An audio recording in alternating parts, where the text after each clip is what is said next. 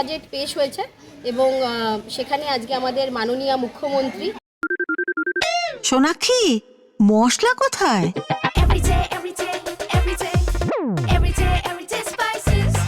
Everyday মশলা, দেশের স্বাদ।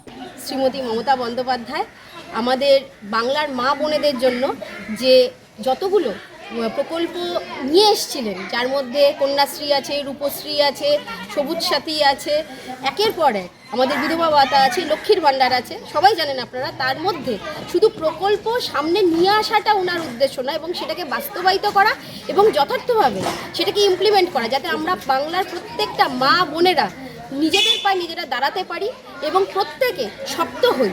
সেই জন্য উনি আজকে আমাদের লক্ষ্মীর ভাণ্ডারে 500 টাকা বাড়িয়ে দিয়েছেন এবং এই প্রকল্প বাংলার মা বোনেদেরকে আরও এক ধাপ উন্নতির দিকে এগিয়ে দিল। দিদি, এইভাবে আমাদের সাথে থাকুন, বাংলার মা বোনেদের হাত আপনি শক্ত করে ধরে থাকুন।